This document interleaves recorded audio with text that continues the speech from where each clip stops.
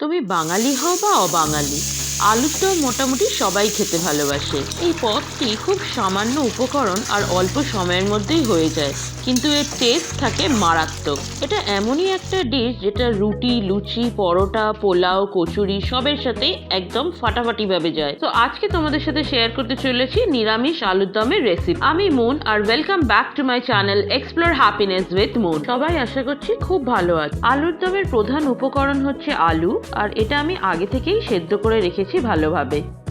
এবার আমি একটা কড়াই তেল গরম করেছি। আমি এখানে সর্ষের তেল ইউজ করেছি, আর তাতে আমি একটা তেজপাতাকে দুভাগে ভাগ করে দিয়েছি। একটু নাড়াচাড়া করে আমি ওতে শুকনো লঙ্কার ফোড়ন দিলাম। এই দুটোকে ভালো করে মিক্স করে আমি দিয়ে দিলাম জিরে। ফোড়নটা একটু নাড়াচাড়া করে আমি এতে দিয়ে দিলাম একটা মাঝারি সাইজের কেটে রাখা টমেটো।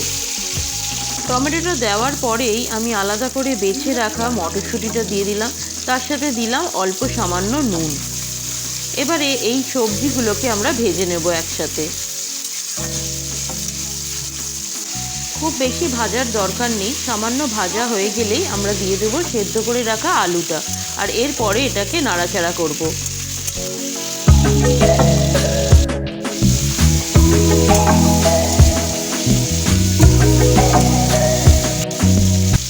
আলুটা ভাজা ভাজা হয়ে গেলে আমরা এবার এতে দেবো আদার পেস্টটা দিয়ে আমি আলুর সাথে ভালো করে মেখে নেব, যাতে এটা মশলাটা মিশে যায়।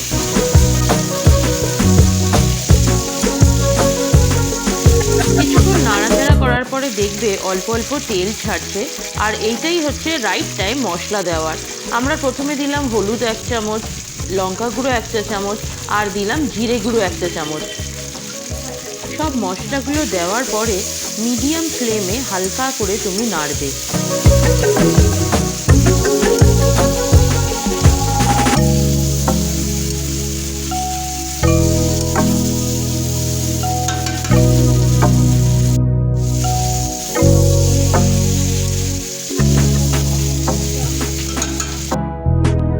আলুর দমটা ভালো করে কষিয়ে এখানে আমি ধনেপাতা ছড়িয়ে দিলাম। এটা শেষেও দেওয়া যায়, কিন্তু আমি এটা ডাবল স্টেপে দিয়েছি। এখানে একবার দিলাম, আবার শেষে দেব, আর এর সাথে একটু চিনি দিয়ে দিলাম।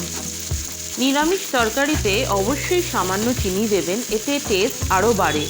এরপরেই দিলাম আলুর দমের মশলা, যেটা আপনারা বাজারের নানান কোম্পানি থেকে পেয়ে যাবেন। আমি এখানে সানরাইজের ইউজ করেছি। এবারে খুব ভালো করে মশলাগুলোকে নাড়তে হবে, যাতে আলুগুলোর সাথে মশলাটা মেখে যায়।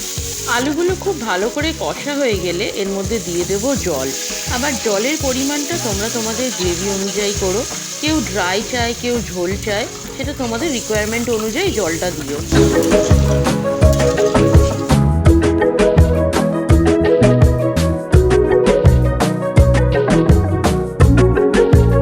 খানিকক্ষণ নাড়াচাড়া করে এর ওপরে তোমরা একটা চাপা দিয়ে দেবে। 10 মিনিট পরেই আমি চাপাটা খুললাম, আর দেখলাম যে ঝোলের পরিমাণ অনেকটা কমে গেছে, আর আলু দেখে মনে হচ্ছে সেদ্ধ হয়েছে, আর খুব সুন্দর একটা স্মেল আসছিল।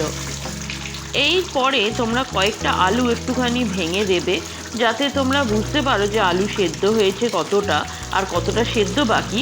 আর প্লাস এই ভাঙা আলুর টেস্টটা যখন মিশে যাবে ঝোলের সাথে, এর ঝোলের টেস্ট আরও বাড়বে।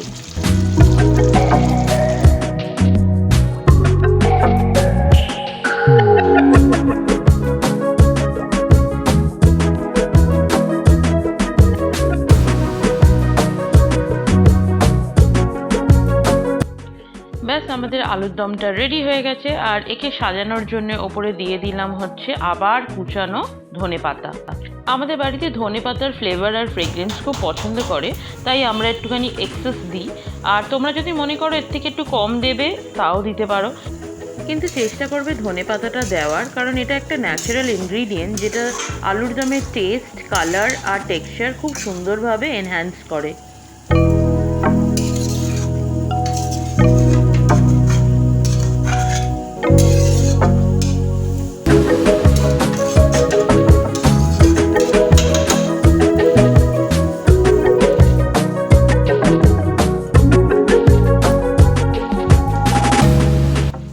এখানে আমার আলুর দম রেডি হয়ে গেছে। এটা আমরা লুচি, পরোটা, পোলাও সবের সাথে খেতে পারি। আর ভিডিওটা ভালো লাগলে তোমরা অবশ্যই লাইক, শেয়ার, কমেন্ট করো। আর তোমাদের যদি কোনো কোয়েশ্চেন থাকে সেটাও তোমরা আমাকে কমেন্ট বক্সে জানাতে পারো। আর সাবস্ক্রাইব করতে অবশ্যই ভুলবে না যদি তোমরা চ্যানেলে প্রথমবার আসো। এই নিরামিষ আলুর দমটা বাড়িতে অবশ্যই বানিও, খুব ভালো লাগবে, সবাই মিলে এনজয় করবে। ভিডিওটা স্কিপ না করে পুরোটা দেখার জন্য অনেক ধন্যবাদ।